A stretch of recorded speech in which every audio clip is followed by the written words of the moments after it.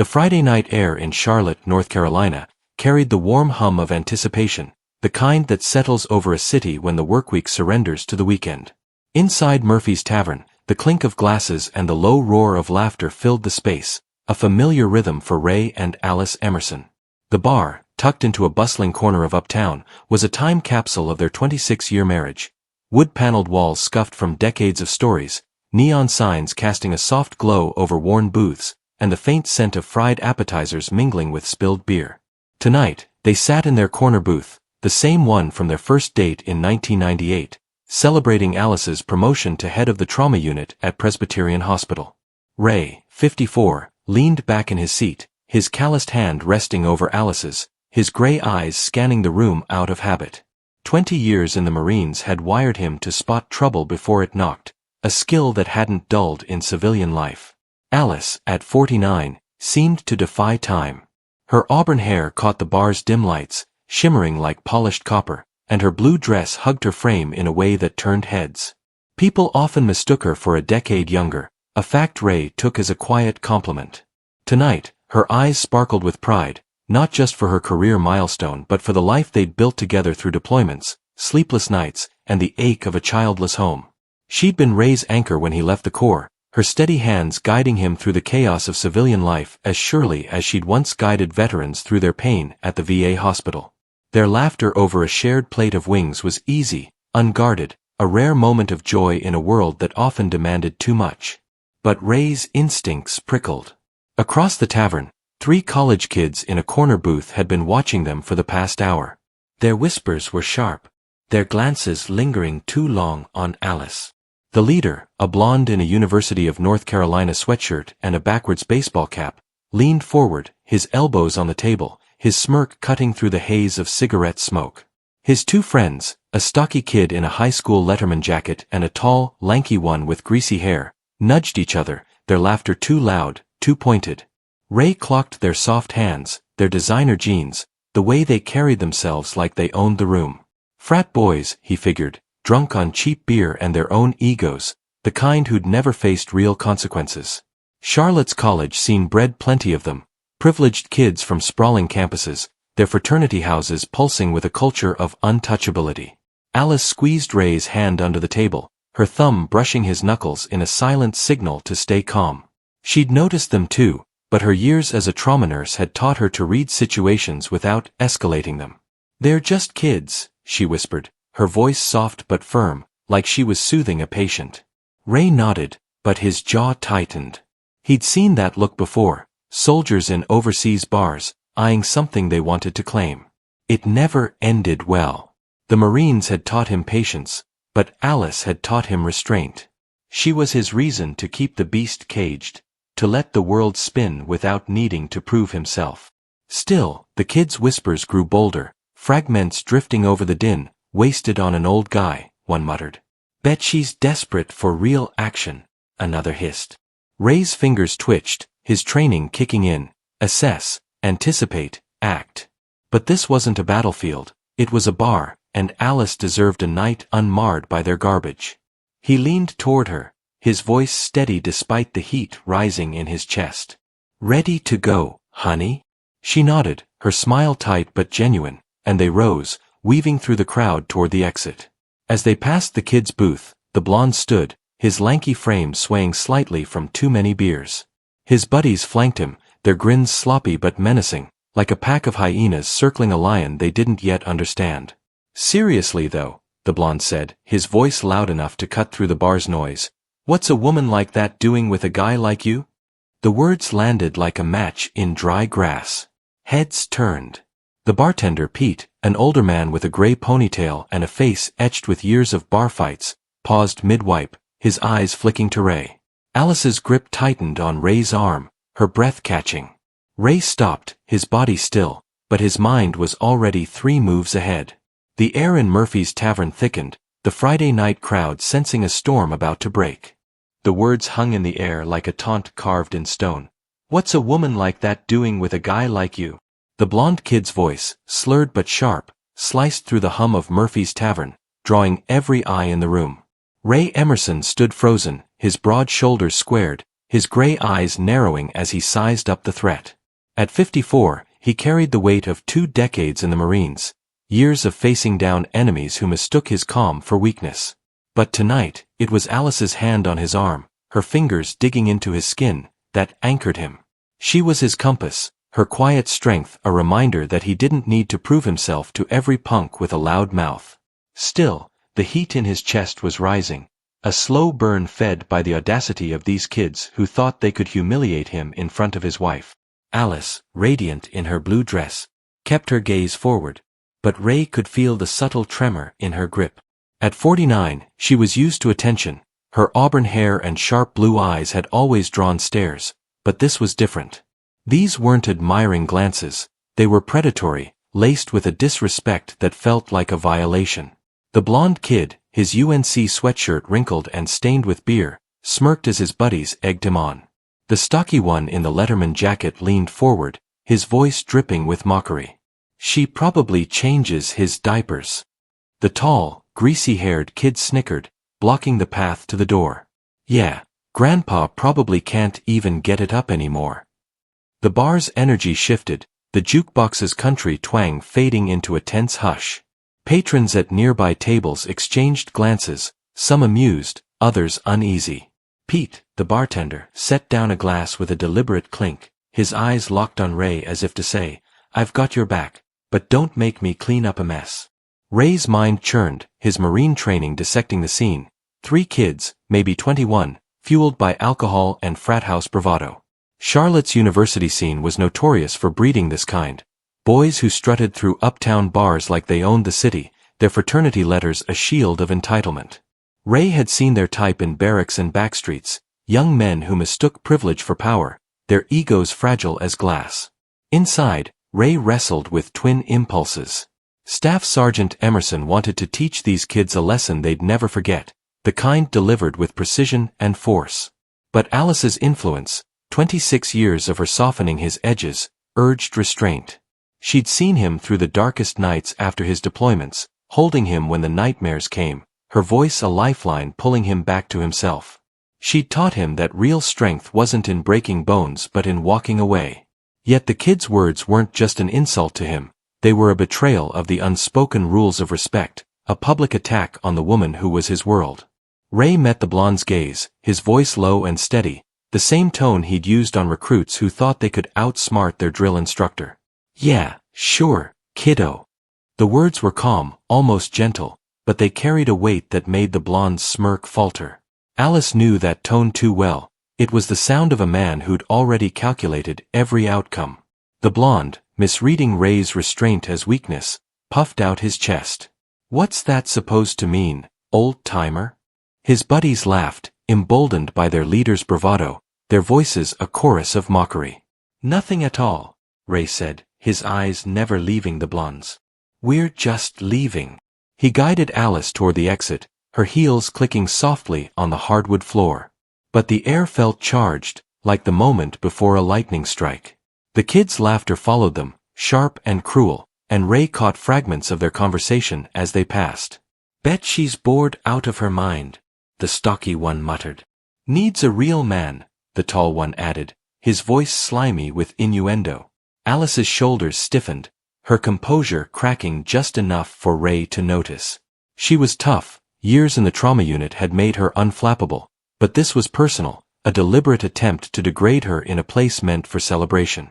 The blonde kid, emboldened by the crowd's attention, made his move as he returned from the bathroom.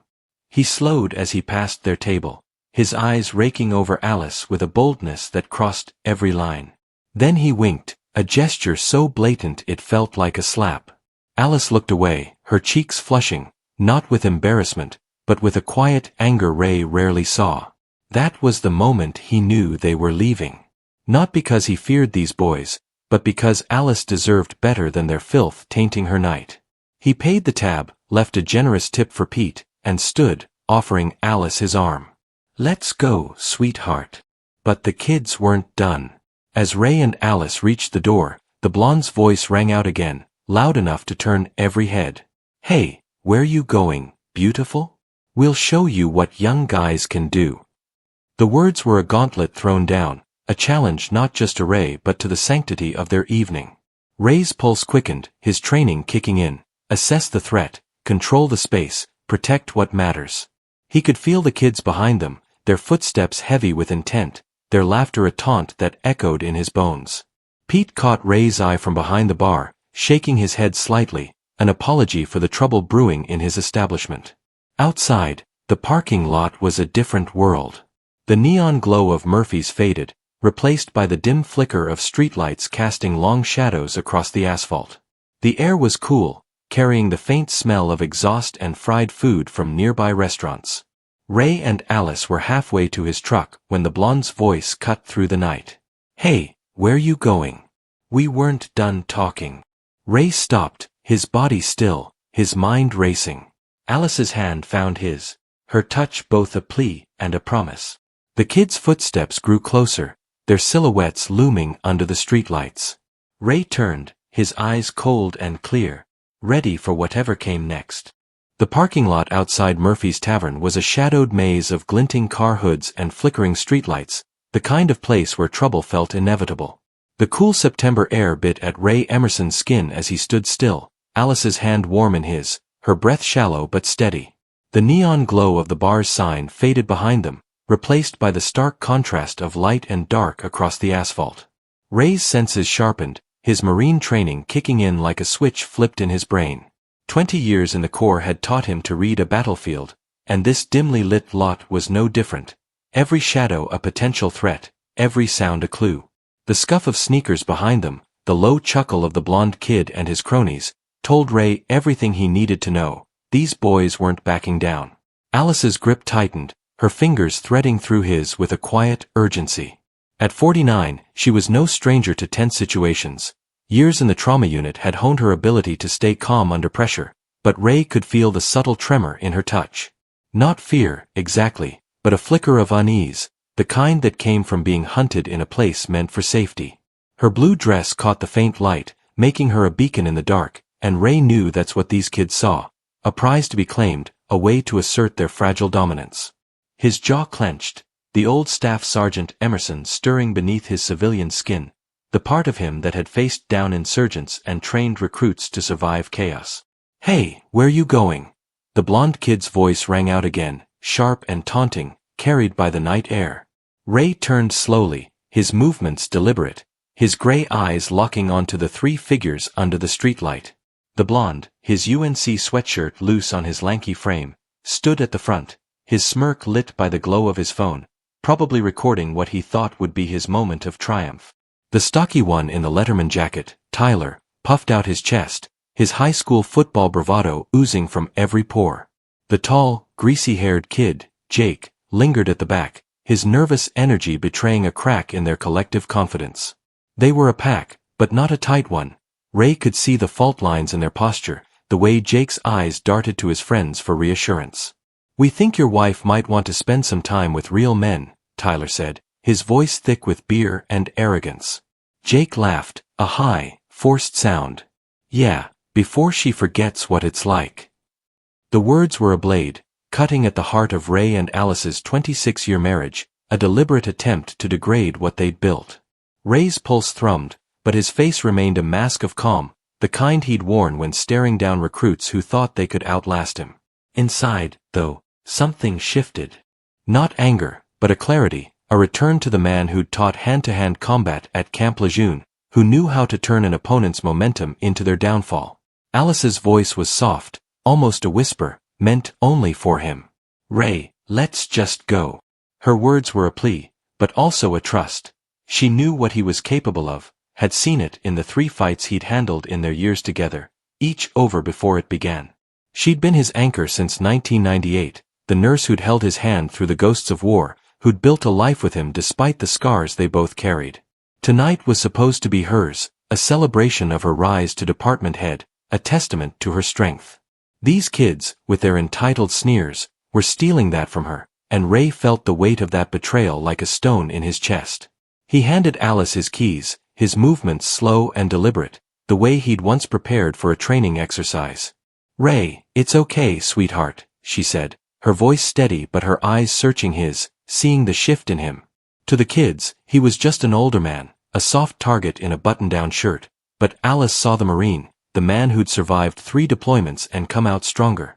Ray's lips curved into a faint, dangerous smile. "These boys just want to dance a little," he said, his voice low, each word measured like a warning shot. The blonde kid, Brad, laughed, mistaking Ray's calm for surrender. "Dance? What the hell does that mean?" His buddies snickered, their confidence bolstered by the crowd they imagined watching their victory. Ray shrugged off his jacket, folding it neatly and handing it to Alice, the motion practiced, almost ceremonial. It was a signal to her, to himself, that he was ready. "It means," he said, rolling up his sleeves to reveal forearms corded with muscle, "you followed us out here because you think you're tough. So let's find out." He stepped forward, his stance relaxed but balanced, every muscle primed from years of training. "All right," he said, his voice carrying a quiet authority that silenced the kids' laughter. "Do you want to dance a bit? Let's do it. One rule, one kid at a time." The challenge hung in the air, and Ray saw the flicker of doubt in their eyes. Young men and their pride, always their Achilles heel. Alice stepped back toward the truck, her expression a mix of pride and concern, knowing what was coming. The parking lot felt smaller now, the shadows deeper, the air thick with the promise of consequences. Brad rolled his shoulders, his smirk returning as he prepared to charge, oblivious to the storm he was about to unleash. The parking lot outside Murphy's Tavern was a stage set for reckoning, the dim streetlights casting long, jagged shadows across the asphalt, like cracks in the confidence of the 3 college kids facing Ray Emerson. The blonde, Brad, stood at the front, his UNC sweatshirt sagging on his lanky frame, his smirk fueled by beer and the illusion of invincibility. His buddies, Tyler and Jake, flanked him, their laughter sharp but brittle, as if they sensed the shift in the air but refused to acknowledge it.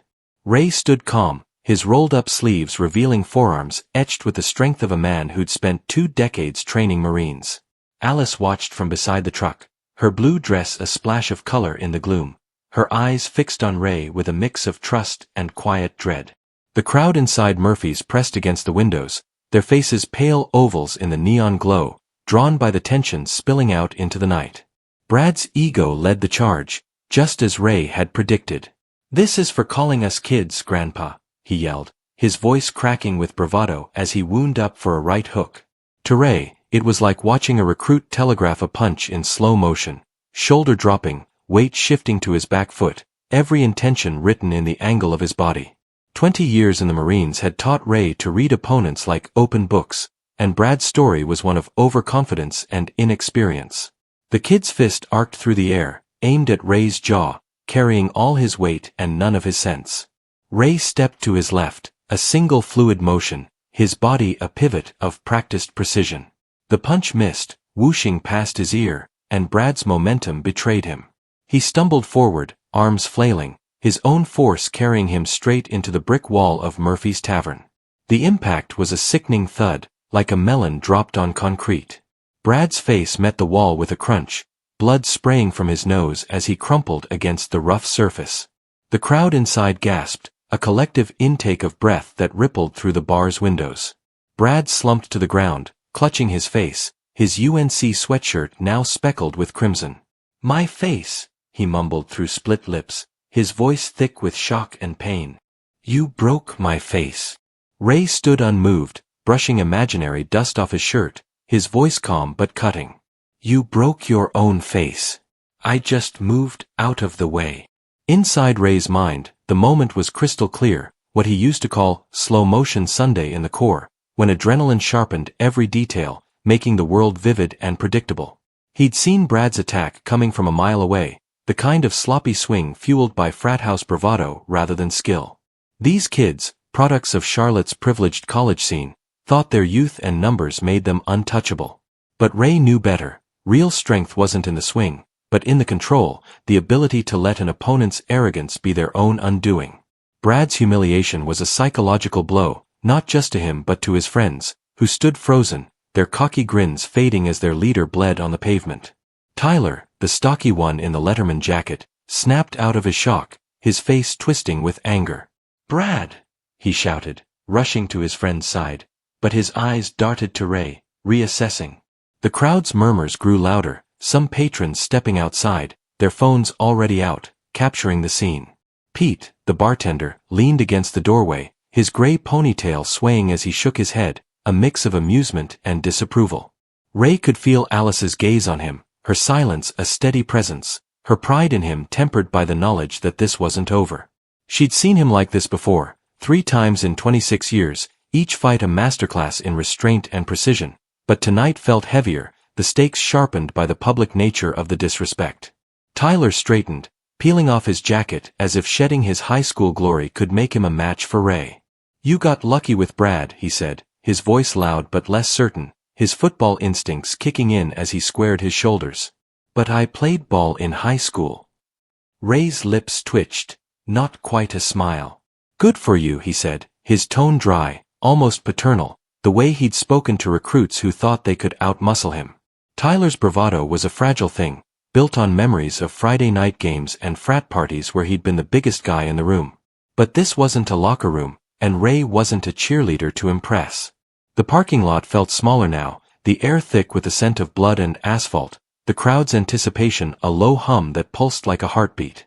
Tyler lowered his shoulder, his body coiling for a tackle, as if he could bulldoze Ray like an opposing lineman. Ray watched, his stance relaxed but ready, his mind already mapping the kid's trajectory. The move was predictable, a relic of high school fields, not a dark parking lot where a Marine's training held sway. Tyler charged, his heavy footsteps echoing, his eyes locked on Ray with a mix of anger and desperation. The crowd held its breath, phones raised, waiting for the next act in this unfolding drama.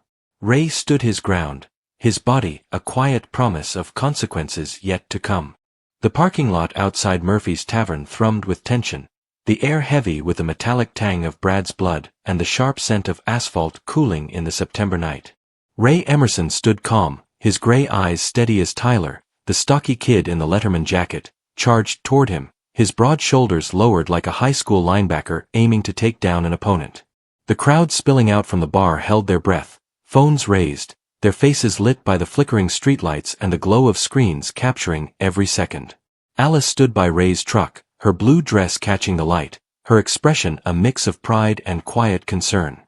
She knew Ray's capabilities, had seen him end fights before they began, but the chaos of this moment, with its public stage and volatile energy, felt like a wire stretched taut. Tyler's charge was all power, no finesse, his heavy footsteps pounding the pavement as he barreled forward, his face twisted with a mix of anger and desperation to salvage his crew's pride.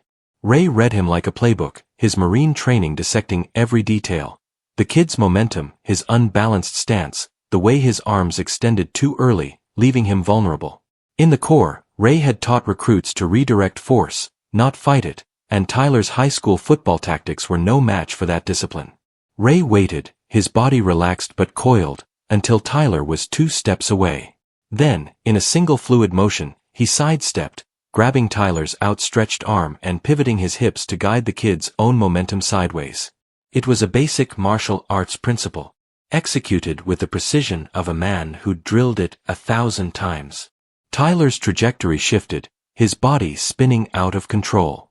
He slammed into the large metal dumpster behind Murphy's, the impact ringing out like a struck bell, a deep, resonant clang that echoed across the lot. His waist hit the edge, and his momentum carried him up and over, legs flipping skyward as he tumbled headfirst into the garbage. "Help!" came his muffled cry, his voice swallowed by the stench of rotting food and stale beer.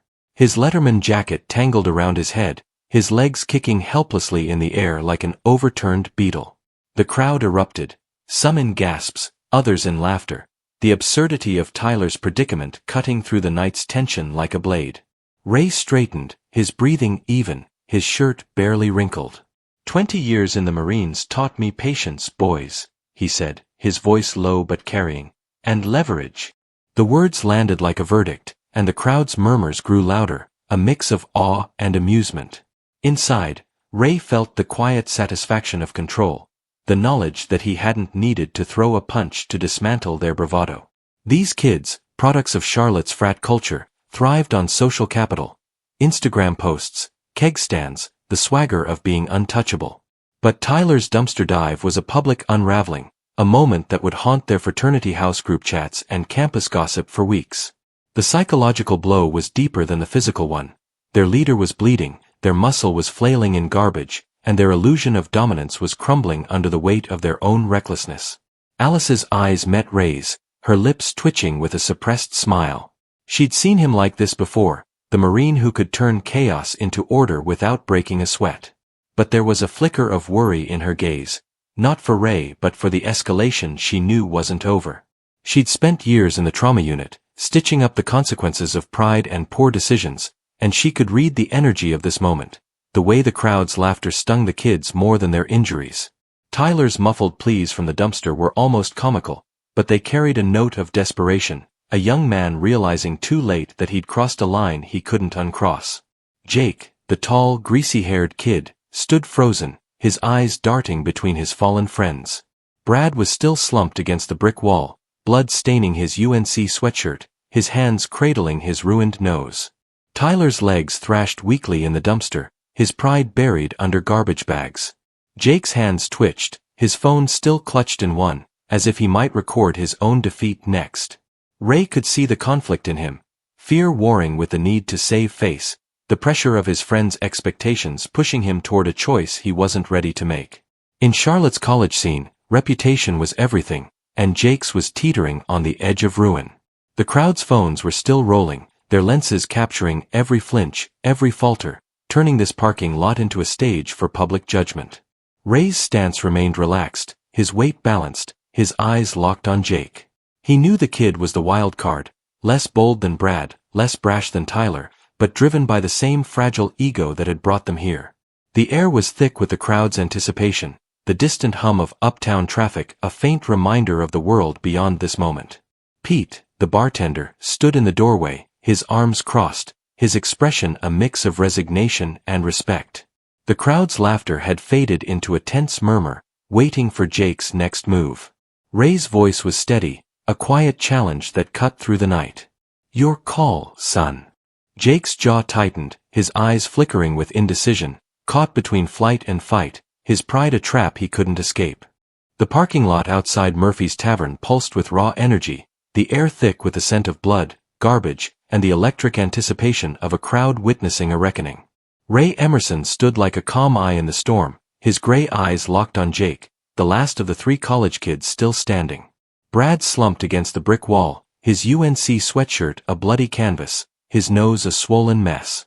Tyler flailed weakly in the dumpster, his muffled cries fading into the stench of rotting food, his Letterman jacket a ruined relic of his high school glory. The crowd, now spilling out from the bar, formed a loose semicircle, their phones raised like torches, capturing every moment of this unfolding drama. Alice stood by Ray's truck, her blue dress catching the streetlight's flicker, her face a mix of pride and quiet tension, her hands clasped tightly around Ray's folded jacket. Jake's lanky frame trembled, his greasy hair falling into his eyes as he clutched his phone, his knuckles white. The weight of his friend's failures pressed on him, their humiliated silence louder than the crowd's murmurs. Charlotte's college culture thrived on bravado, fraternity brothers who measured worth in likes, retweets, and the ability to dominate a room. Jake had followed Brad and Tyler out here, riding their wave of arrogance, but now he was alone, his confidence eroding under Ray's steady gaze. Ray saw it all, the kid's shallow breaths, the way his shoulders hunched, the flicker of fear in his eyes. 20 years in the Marines had taught Ray to read an opponent's intentions in the smallest tells, and Jake's screamed indecision, caught between the urge to flee and the pressure to prove himself. "This is crazy," Jake stammered, his voice high and unsteady, his eyes darting to Brad's crumpled form and Tyler's legs sticking out of the dumpster. "You can't just assault people." Ray raised an eyebrow, his voice calm but edged with steel. "Assault? Son, I haven't laid a finger on either of your friends. They assaulted themselves." The words were a quiet indictment, and the crowd murmured in agreement, their phones still recording, turning Jake's hesitation into a public spectacle. Pete, the bartender, leaned against the doorway, his gray ponytail swaying as he nodded slightly, his decades of barroom wisdom confirming Ray's restraint. Jake's pride, fragile as it was, refused to let him back down. He saw the crowd, the phones, the weight of his fraternity's expectations. To walk away now was to admit defeat, to let this old man humiliate them in front of uptown Charlotte's Friday night crowd. His hand tightened on his phone, and Ray caught the subtle shift in his posture, the way his shoulder twitched, his weight shifting to his right leg. A sucker punch was coming, telegraphed as clearly as Brad's wild swing. Jake thought he could catch Ray off guard, salvage some shred of dignity while pretending to call the police. But Ray's peripheral vision, honed by years of combat training, missed nothing. He saw the punch before Jake even threw it. Jake's arm swung in a desperate arc, a haymaker aimed at the side of Ray's head, his voice rising in a false bravado. "I'm calling the cops," he shouted, as if the threat could mask his attack. Ray ducked, a smooth, practiced motion, his body dropping just enough to let Jake's fist sail past. The kid's momentum carried him forward, his knuckles slamming into the cast-iron parking meter behind Ray with a sickening crack that echoed like a gunshot. Jake's scream pierced the night, a high-pitched wail that silenced the crowd, his body folding as he clutched his shattered hand to his chest. Tears streamed down his face, his phone clattering to the asphalt. "My hand," he sobbed, sinking to his knees. "You broke my hand." Ray straightened, his breathing steady, his expression unchanged. "You broke your own hand," he said, his tone even, like a drill instructor explaining a failed maneuver. "I ducked. You punched a parking meter."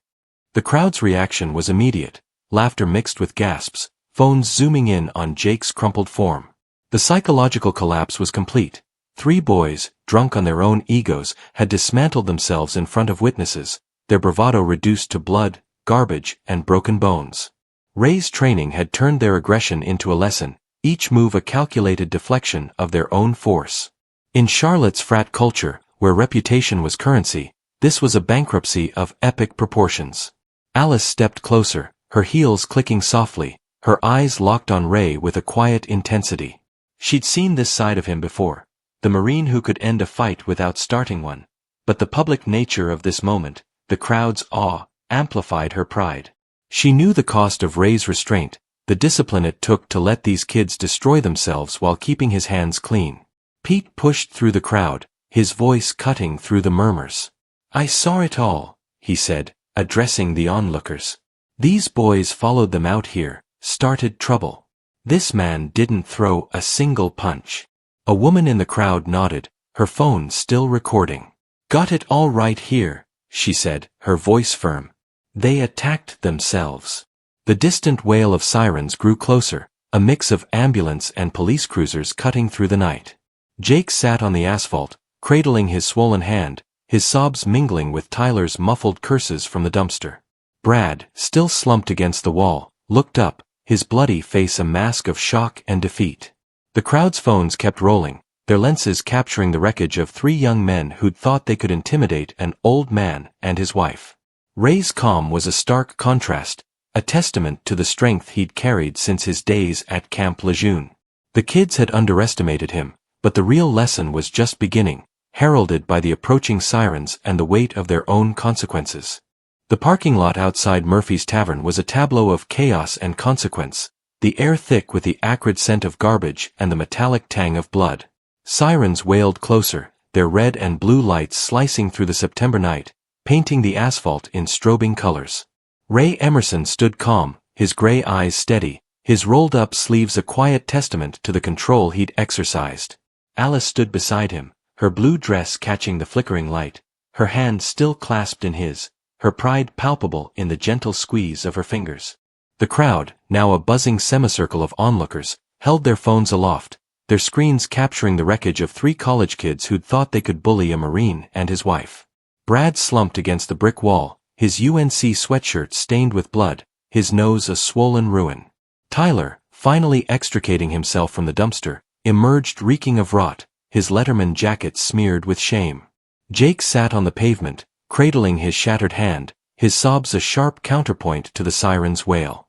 Officer Patricia Williams, a familiar face from Ray's veteran support groups, stepped out of the first police cruiser, her notebook already open, her expression professional but warm.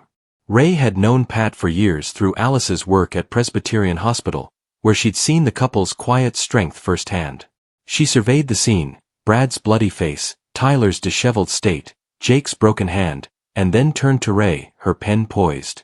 "So, let me get this straight," she said, her voice steady but tinged with curiosity. "They followed you out here, made verbal threats, and then each one hurt themselves trying to attack you." Ray nodded, his tone even, the same calm he'd used to brief commanding officers. "That's correct. I used their momentum against them. Basic defensive tactics." Pat scribbled, glancing at Alice, who stood tall, her auburn hair glowing under the streetlights. "From your military service," Pat noted.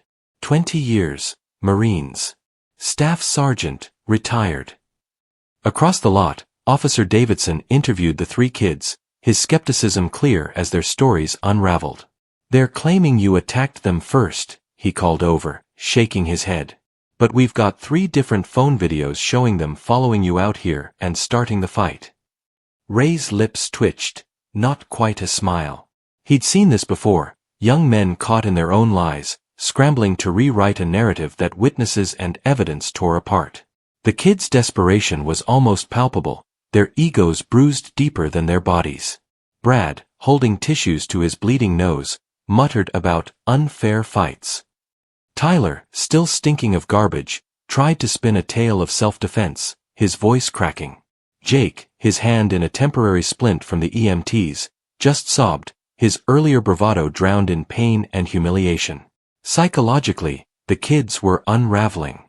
In Charlotte's frat culture, where status was built on bravado and social media clout, this public defeat was a death knell.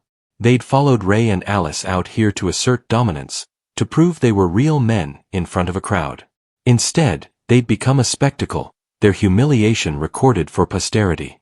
The crowd's murmurs grew, some laughing, others shaking their heads, their phones still rolling. Pete, the bartender, stepped forward, his voice cutting through the chatter. "Officers, I've been tending bar for 30 years. This wasn't a fight. These kids picked on someone they thought was an easy target and got a lesson in physics instead." A woman from the crowd, the one who'd called the ambulance, nodded. "I've got it all on video. They attacked themselves trying to take on someone who knew what he was doing." Alice handed Ray his jacket, her touch grounding him as he slipped it on. Her eyes held that look she'd had 27 years ago at the VA hospital, when she'd first seen the Marine beneath the scars, a man who could handle anything life threw at him. "You okay, sweetheart?" he asked, his voice soft but steady. "Perfect," she said, linking her arm through his, her smile a quiet triumph. The crowd parted as they moved toward Ray's truck, but Jake made one last desperate play, his voice shrill as he shouted to the onlookers. "He assaulted us. This old man attacked 3 college students." Pete's response was swift, his tone final. "Son, I saw it through the window. You followed them out here and started trouble. He never threw a punch." The woman with the video nodded. "It's all here. Clear as day." The sirens reached a crescendo as the ambulance and second police cruiser pulled in. The EMTs were patching up the kids. Brad needed stitches, Jake's hand was a mess of broken bones, and Tyler, though physically unscathed, looked like he'd been dragged through hell. Ray and Alice stood by the truck, watching as Pat finished her notes. "We have your contact info if we need more," she said, her tone indicating the case was clear-cut. 3 intoxicated kids harassed a couple and injured themselves attempting assault. Alice nodded. "Are we free to go?" Pat gave a curt nod. "You're good." As Ray opened the truck door for Alice, he caught Jake's voice from the ambulance, talking frantically on his phone, likely to his parents. "Mom, you don't understand. This old guy, he was some kind of martial arts expert or something. He destroyed us without even trying." Alice stifled a laugh, her eyes sparkling as she slid into the passenger seat. "Martial arts expert," she whispered. "Close enough," Ray said, starting the engine. Tyler shuffled past, his ruined jacket draped over his arm, his eyes meeting Ray's through the windshield, a mix of respect and fear. Brad, leaning against a friend's car, was still on his phone, gesturing wildly, his voice a low mumble of excuses. As Ray pulled out of the lot, Alice's voice was soft but certain. They're going to remember this night forever. Ray nodded, the weight of the evening settling. Good. Maybe they'll think twice next time. The truck's headlights cut through the dark, leaving the chaos of Murphy's behind, but the echoes of this night were far from over. 2 weeks later, the quiet of Ray and Alice Emerson's breakfast nook was broken by the soft ping of Alice's phone, its screen glowing with a notification that made her eyes widen. "Honey, you need to see this," she said, her voice a mix of amusement and disbelief as she slid the device across the table to Ray. The morning sun filtered through their Charlotte home's windows, catching the steam rising from their coffee mugs, a stark contrast to the chaos of that night at Murphy's Tavern. Ray, his gray hair neatly combed, leaned forward, his marine-honed instincts curious but calm. The video Alice showed him had over 2 million views across platforms like Twitter, Instagram, and TikTok, a seamless compilation of 3 witness videos from that fateful Friday. The title blazed across the screen: 3 college brothers get schooled by Marine grandpa without him throwing a single punch.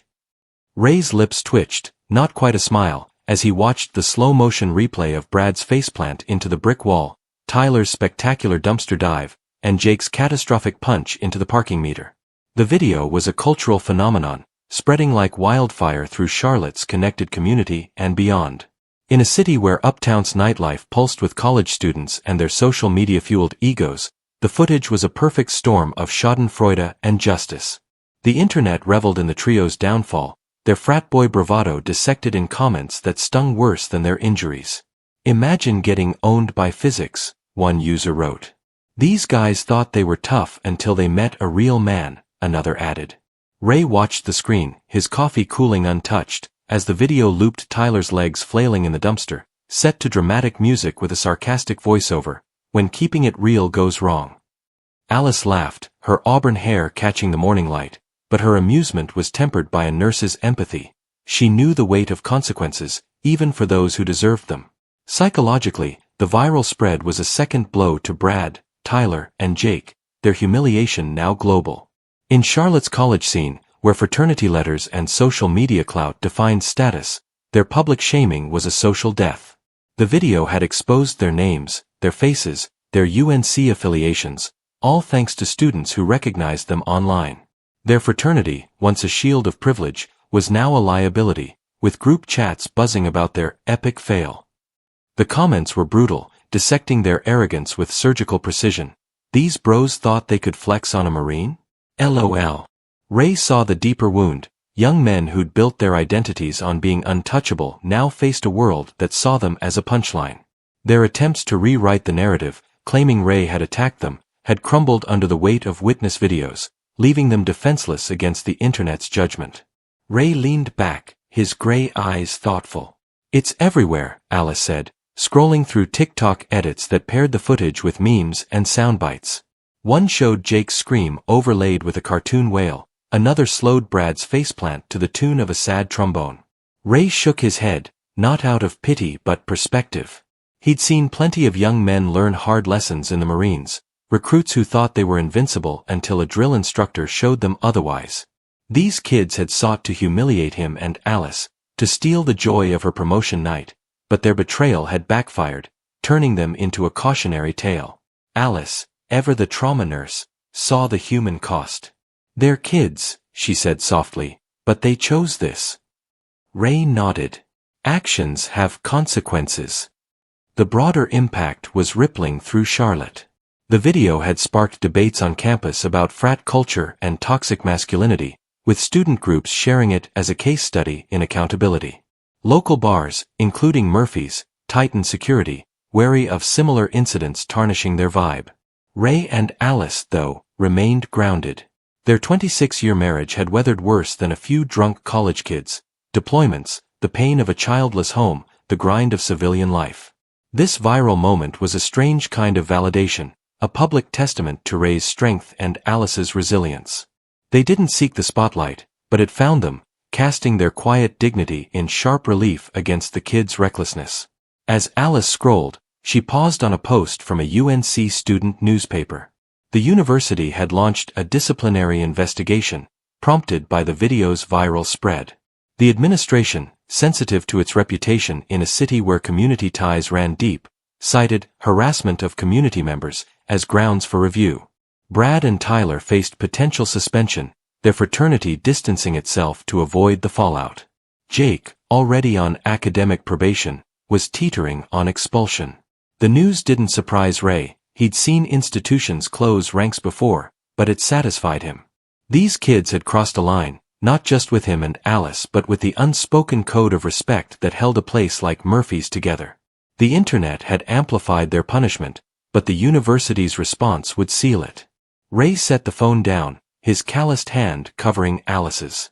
"They'll learn," he said, his voice steady, the same tone he'd used to calm recruits or reassure Alice during his darkest nights. She smiled, her blue eyes warm. "Or they won't. But that's on them." The morning light shifted, casting long shadows across their kitchen table, a quiet reminder of the night that had changed 3 lives forever. Outside, Charlotte buzzed with its usual rhythm, but for Brad, Tyler and Jake, the world was a harsher place now, their mistakes etched in pixels and consequences. 6 months after the night at Murphy's Tavern, the warm September glow had faded into the crisp chill of early spring in Charlotte, North Carolina. Ray and Alice Emerson returned to the familiar wood-paneled walls of the bar, the air thick with the scent of fried appetizers and the low hum of Friday night chatter. The neon signs still buzzed, casting their soft glow over the same worn booths, but the corner table where they'd sat that fateful evening now bore a small brass plaque, the Emerson table, where respect was earned and lessons learned. Pete, the bartender, greeted them at the door with a grin that crinkled his weathered face. "The famous couple," he announced, his voice carrying over the jukebox's twang. "Free drinks for our local celebrities." Ray, his gray hair catching the light, gave a modest nod, while Alice's laugh, bright and warm, filled the space. Her blue dress had been replaced by a tailored blazer, a nod to her new role as head of the trauma unit, but her auburn hair still turned heads. As they settled into their booth, Alice shared what she'd learned through her hospital network about Brad, Tyler, and Jake, the 3 college kids whose lives had been reshaped by that night.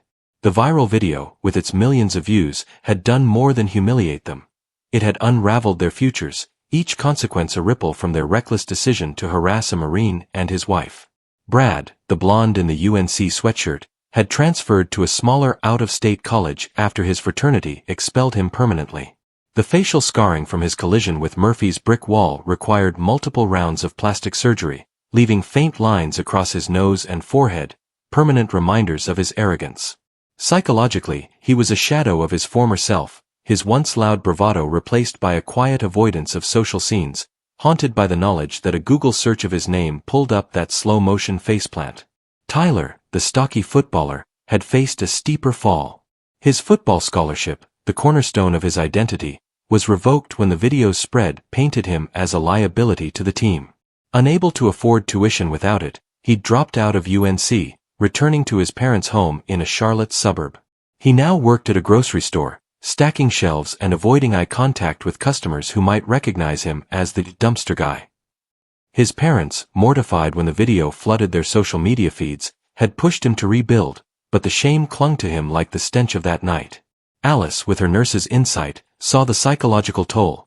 Tyler's confidence, once built on high school glory and frat house swagger, was shattered, replaced by a quiet resentment and a struggle to redefine himself outside the spotlight of failure. Jake's fate was the harshest.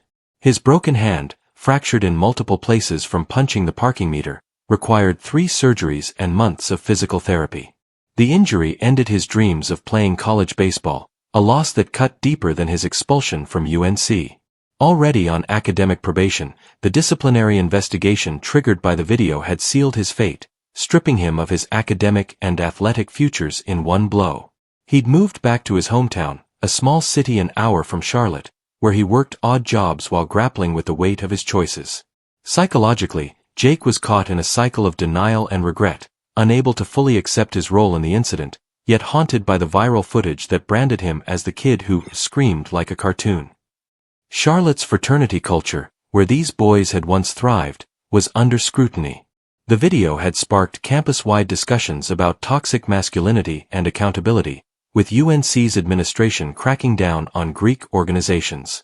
The trio's fraternity, eager to protect its image, had distanced itself, suspending them before the university's ruling. The cultural context was stark. In a city where frat letters once opened doors, Brad, Tyler, and Jake had become pariahs, their social capital drained by a single night's hubris. Alice, sipping her wine, reflected on the broader impact. "It's not just about them," she said, her voice soft but firm. "It's about what happens when people think they're untouchable." Ray nodded, his calloused hand resting on hers. "They made their choices," he said, his tone steady, the same one he'd used to explain consequences to recruits. He didn't relish their downfall, but he felt no guilt either. The Marines had taught him that actions carried weight, and Alice had taught him to temper that lesson with empathy. Their marriage, forged through deployments and dreams deferred, was a rock these kids couldn't shake.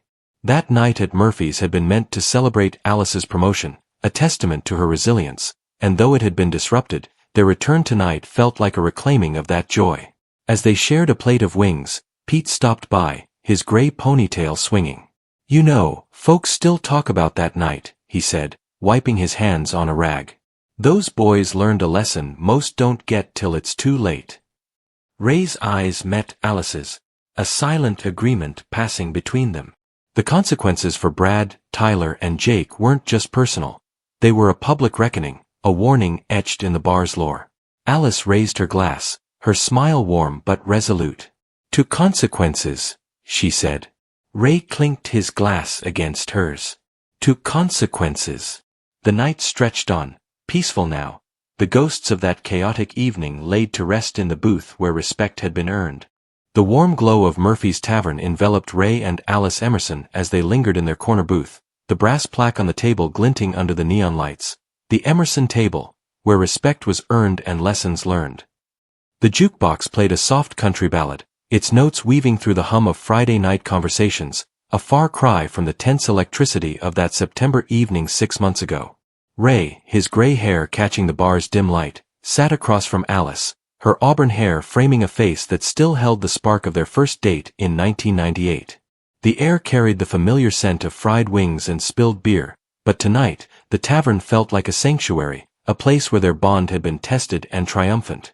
Pete, the bartender, moved behind the counter with the ease of a man who'd seen it all. His gray ponytail, a quiet nod to the night that had become legend. The viral video of that confrontation, with its millions of views, had transcended Charlotte's borders, becoming a case study in accountability that resonated far beyond the parking lot. Campus security offices across North Carolina used the footage in presentations, pointing to Brad, Tyler, and Jake as cautionary tales of what happens when arrogance meets consequence. Self-defense instructors screened it to show how training could neutralize threats without violence. Ray's calm deflections a textbook example of leverage and restraint. Community groups in uptown Charlotte shared it in discussions about respect, turning the incident into a touchstone for conversations about toxic masculinity and the cost of entitlement. The video, with its slow-motion replays of Brad's faceplant, Tyler's dumpster dive, and Jake's parking meter disaster, was more than entertainment. It was a mirror held up to a culture that too often rewarded bravado over decency. For Ray, the broader impact was a quiet vindication. 20 years in the Marines had taught him that strength wasn't about breaking bones but about standing firm, a lesson he'd carried into civilian life with Alice's steady hand.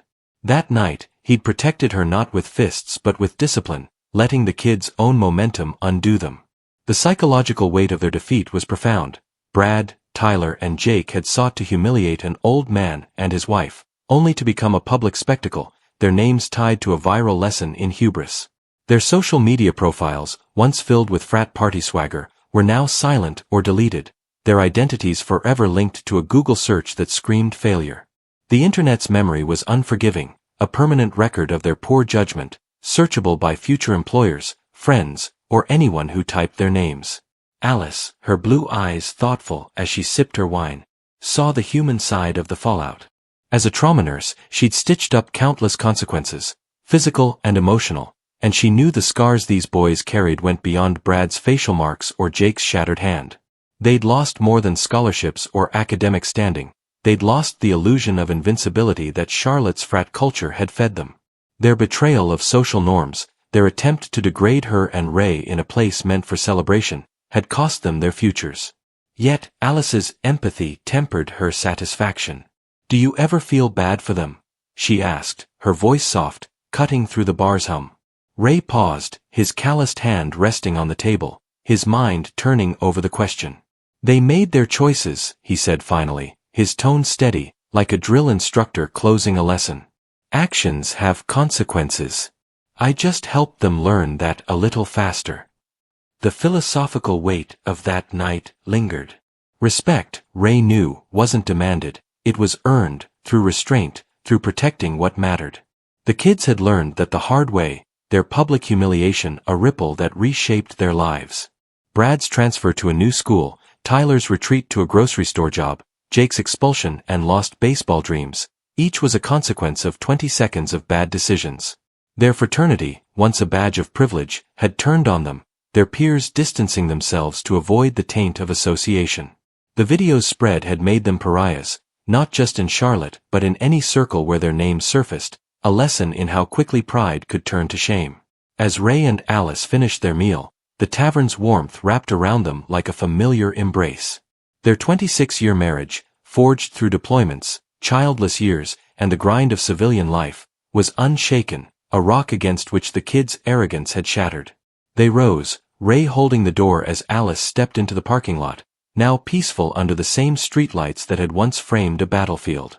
The asphalt stretched quiet, the shadows soft, no trace of the chaos that had unfolded. Ray's truck waited where it always had, a symbol of their steady life. Alice linked her arm through his, her smile a quiet triumph. To consequences, she said, echoing their toast from earlier. Ray nodded, his gray eyes warm. And to us. The night closed around them, the city's hum a distant pulse. Brad, Tyler and Jake had learned a truth that would follow them forever.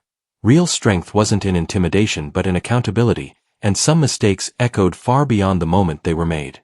For Ray and Alice, the parking lot was no longer a place of conflict but a testament to their resilience, a story etched in the heart of Murphy's Tavern and the millions who'd watched it unfold.